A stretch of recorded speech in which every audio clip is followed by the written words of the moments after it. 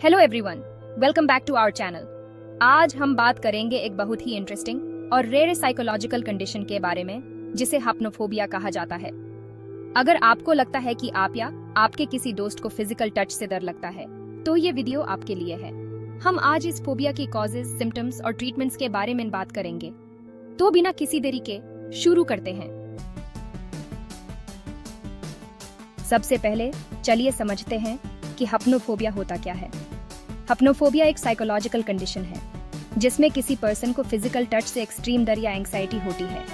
ये फोबिया उन लोगों को अफेक्ट करता है जो किसी भी तरह के फिजिकल टच जैसे हग, हैंडशेक या इवन एक्सीडेंटल टच से अनकंफर्टेबल या डर महसूस करते हैं। इसे अफेक्टेड लॉक टच से जितना हो सके बचने की कोशिश करते हैं।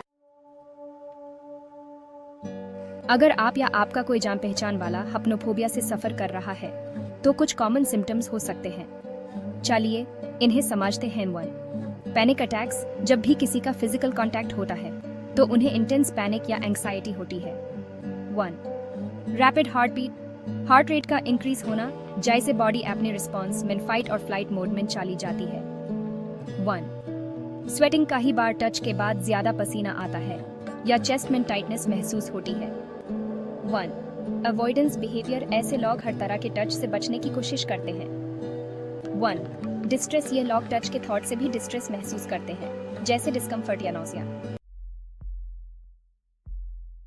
अब हम बात करते हैं हाप्नोफोबिया के कॉजेस के बारे में। ये कंडीशन कई रीजंस की वजह से डेवलप हो सकती है। चलिए कुछ कॉमन कॉजेस देखते हैं। 1. पास्ट ट्रॉमा और अब्यूज। अगर बचपन में किसी को फिजिकल अब्यूज या ट्रॉमा एक्सपीरियंस होता है तो उनका फियर ऑफ टच डेवलप हो सकता है। 1. Negative experiences with touch. अगर किसी ने कभी टच के दौरान रिजेक्शन या एम्बैरेसमेंट महसूस की हो तो ये फोबिया का ट्रिगर बन सकता है। 1. जेनेटिक्स। कुछ लोग नेचुरली एंग्जाइटी डिसऑर्डर्स या फोबियास के लिए प्रीडिस्पोज्ड होते हैं।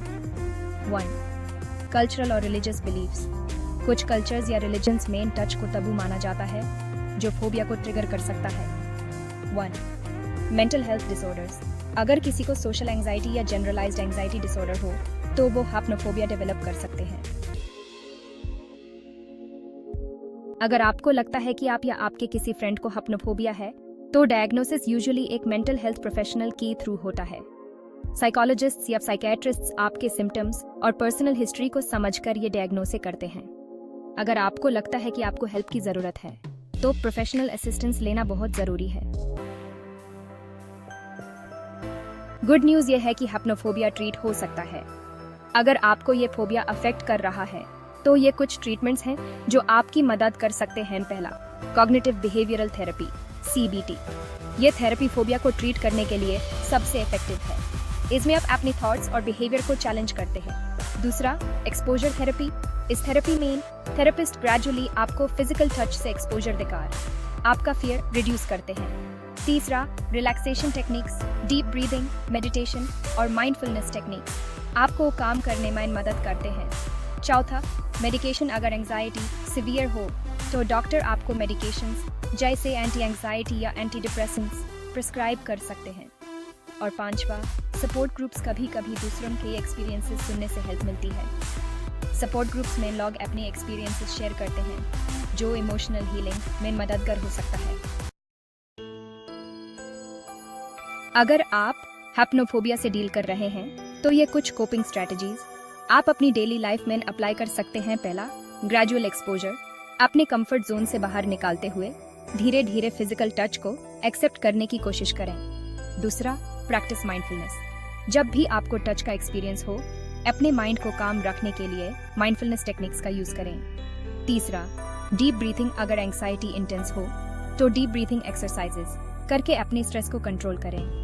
और चौथा, सीक प्रोफेशनल हेल्प। अगर आपको लगता है कि ये फोबिया आपके डेली लाइफ को अफेक्ट कर रहा है तो थेरेपिस्ट से बात करें। हाप्नोफोबिया एक कॉम्प्लेक्स और चैलेंजिंग कंडीशन हो सकता है लेकिन ये ट्रीट हो सकती है। अगर आपको या आपके किसी फ्रेंड को इस प्रॉब्लम का सामना हो रहा है तो हेल्प लेना जरूरी है। मेंटल हेल्थ बहुत इंपॉर्टेंट है और आपको अपने इमोशंस और फियर्स को समझने का राइट मिलता है। अगर आपको ये वीडियो यूजफुल लगा हो तो इसे लाइक, शेयर और सब्सक्राइब करना ना भूलें। और अगर आपका कोई क्वेश्चन है तो नीचे कमेंट बॉक्स में लिखें। थैंक यू फॉर वॉचिंग और अपना ध्यान रखें।